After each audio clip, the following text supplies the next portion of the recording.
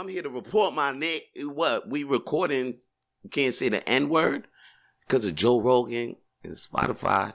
I mean, Joe Rogan got in trouble because he ain't us. That's why he got in trouble, man. Give me the fucking papers, my nigga. Anyway, yo, I'm your boy, Vance Michel, repping Comedy Gang Gang. And it's time for me to report on God. Hey, yo, man, recently you all know that Joe Rogan has been getting into a lot of trouble over his podcast because, you know, they actually claiming that the podcast is spreading misinformation about the COVID vaccination, and right now Spotify is getting heat by Neil Young, Joni Mitchell, even Harry and Meghan, you know, them English Prince York. Yeah, yo, they getting throwing heat at Spotify for having Joe Rogan's podcast. So Spotify actually put a disclaimer on the podcast on a couple of episodes saying that some episodes may contain information about the COVID vaccine. So Joe Rogan actually went on his Facebook and Instagram recently and released a 10-minute long video about actually apologizing about the situation at Spotify, about all the haters that's coming at him. He actually said he's actually a fan of Neil Young and Joni Mitchell. He was actually a security guard at a Neil Young concert once. And he was saying that his podcast, he just wanted all opinions and all views to be expressed on his podcast, and he never meant for any negative vibes to come from his podcast. Basically, that's what he was saying in his apology. If you actually want to check his apology, his 10-minute video, it was on his Facebook or Instagram as of last week. So follow at Joe Rogan to see that in detail. And basically in the video, he was saying thanks to Spotify for having his back throughout all of this. You know that. And then it looked like Joe Rogan was in the clear, kind of, you know. But then the next day, a video surfaced on India Ari's Instagram. And it showed that it was a video of Joe Rogan saying the N-word, the dreaded N-word. And he said it about 23 times in this video. So in this video, and then, you know what, as of February 4th, he went on his Facebook and Instagram again and issued an apology saying that, you know, the video was put together and it was taken out of context when he was saying these words. You know, he was saying it, when he was describing other black comedians, other black situations. So he was being very literal about it, knowing that he can't be knowing that he did not know that he can't be literal about it, even though he meant it in good ways. He knows now that he can't even be literal. He can't even say the word. The word is forbidden for him. He knows that now. But, you know, I'm not the one here trying to have Joe Rogan's back. You know, this is the funny papers. As you see, I'm a platform too. Got to express all types of views and opinions. You know, we don't hold judgment over here, baby. And moving on, I'm sure you're hearing all types of buzzwords. Oh, yeah. So we don't move no type of judgment. So guess what? Because of Joe Rogan's video, the next day Spotify actually removed 110 episodes of the Joe Rogan podcast. I'm sure those were the ones that contained him using the N-word. So they just, you know, erased that right off the bat. You know, if you're trying to find him using the N-word now, then I don't think you can find that on Spotify right now. And a hit from Montreal is that the Joe Rogan podcast that features Mike Ward and Pantelis is actually removed from Spotify. So that's a bad hit, yo. That's a bad hit for Montreal. So the Joe Rogan podcast that contains a 2-drink minimum, the one with Mike Ward and Pantelis, is not on Spotify as of right now. You could probably catch that on their website, or if you were a Patreon member of Pantelis, you could probably catch that episode. So find that out. But that's breaking news. You can't find that 2-drink minimum as guests on the Joe Rogan podcast on Spotify no more. But moving on, I'm sure you're hearing NFTs and Bitcoins all around. Everywhere you go, you're probably hearing about NFTs, Bitcoin, and you're thinking, what the fuck that got to do with me? I'm a comedian. All I do is comedy, baby. Well, guess what? NFTs is dropping in the world of comedy, baby, because guess what?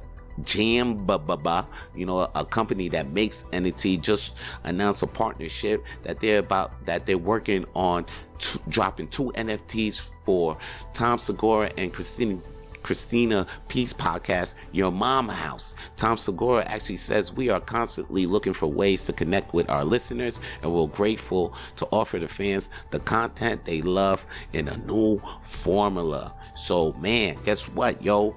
Look out for those 2 NFTs by Jam Bubba of Your Mom's House. That's a nice name for a podcast. I like that name. Your Mom's House. I can say that early. Your Mom's House. Yo, Your Mom's House. You can find me at Your Mom's House. It's actually a good reply to anything you say. Hey, yo, where those biscuits at? At Your Mom's House. Hey, yo, man, I just lost my phone. Who can I call? Calling your mom's. Nah, that was stupid. Though. Where can I find some pussy? Somebody asked me if a motherfucker asked me where can you find some pussy, I'll be like, you can find it at your mom's. You fucking my mom? Hell yeah, B. Love me some milfs. Anyway, yo, I'm saying some raunchy shit, and that could probably get me in comedy jail. But you know who's in comedy jail, but who might be out of comedy jail, is Chris D'Elia. Pace Magazine has reported that Chris D'Elia has been performing in a major club in LA. I forget to call it Elevidity. I didn't get the name of it. That's why I just say major club in LA. And he did the Laugh Factory too. And on the set list was Brian Callahan and Theo Von. He was actually on Theo Von's podcast twice this past month, along with Eddie Griffin. Pace Magazine also adds, anybody dumb enough to be Chris D'Elia's friends are just stupid podcasters in the world and club owners who are motivated by money. Wow, Pace Magazine, that's great to say. But yo, is Chris D'Elia out of comedy jail? Because it looks like he might be creeping back into scenes, him and Louis C.K., man. So I don't know what to say about those guys, but all I know is that I got some shit to say, because man, the funny leaks is popping right now. What I heard in the streets is that The Rock, that's right, Dwayne Johnson, if you smell what The Rock is cooking, he might be cooking some shit on the Joe Rogan podcast, because he said he's looking forward to somebody ask him, hey, The Rock, you ever think about doing Joe Rogan's podcast? And he said, hey man, I'm looking forward to actually being on the Joe Rogan's podcast and spitting some opinions and views with him, and toasting the tequila, having a mana toast with him, toast the mana. You know how The Rock says The Rock is doing these days. So hopefully we'll see The Rock. I heard The Rock might be on, the Joe Rogan podcast, yo. Anyway, lately it looks like Sneaky Pete been going all around and shit, with Kim K. Last week he was visiting Jeff Bezos, and then now this week the boy went to go see John Mulaney and the new baby that he had with Olivia Munn, and they went to go chop it up. I don't know, and you see it on the Instagram lately too. He was chopping it up. You see Pete holding a baby, Uncle Pete, John Mulaney and PDT just chopping it up, having a good old time, probably talking about their little wifeys, because both their wifeys look bad. Matter of fact, that's their inspiration right now, yo, because I don't even want to write comedy just to be in the headline clubs and in the movies and anything like that. Right now, I just want to be a tight-ass comedian, be good enough so I could be friends with Pete Davidson and John Mulaney, because it looks like they got the secrets right now. It looks like they know the secret to life right now. They know what's really popping. You know what I'm saying? Like, they really know how to hold it down. So, like, I really want to be in that field. So, if anything, please, PDD, John Mulaney, bring me in. Teach me. Mold me. Like, I'm yours. I want to know the ways of your funny. Because that they just grabbing the asses I want to see. They grabbing the places where I just want to be. Anyway, I'm tripping the fuck out. Anyway, moving on, man. I got to show you you got to look for the funny that's coming your way. The funny that's coming your way right now. Stand-up comedy is back in Montreal, baby, and I just want to say I love participating in that shit. And right now I will be performing this Wednesday at the Comedy Showcase in Melrose Restaurant. So get your tickets for that on Eventbrite, baby. Just go to eventbrite.ca, or you can go to the link that's in my page. Just go to follow Vance Michel. And I'm also going to be performing February 10th, this Thursday, at Lupson Music at a show at the Deluxe Comedy Show hosted by Hash the One. Yes, remember, this show is at February 10th, this Thursday. Okay, this Thursday. And it's $15 at the door, but you can get $10 online. You can pay for $10 for tickets online. All you got to do is just follow Hash the One, or you can hit me up. I'll slide into my DM. I'll slide into your DM if you interested in getting these tickets, baby. Alright, now check this, son. You know I always be in the streets, and they always be tweeting in the streets. So, yo, right now, but before I even get to the tweets from the street, I'm always ready to jump on, man. The next thing to look out for is this: an Amazon Prime Video is actually about to release a 2-part documentary series on Kids in the Hall. And now, if you don't know who the Kids in the Hall is, there is a famous comedy troupe that started in Toronto in 1984. and consists of the homies Kevin McDonald, Dave Foley, Brace McCullough, Mark McKinney, and Scott Thompson.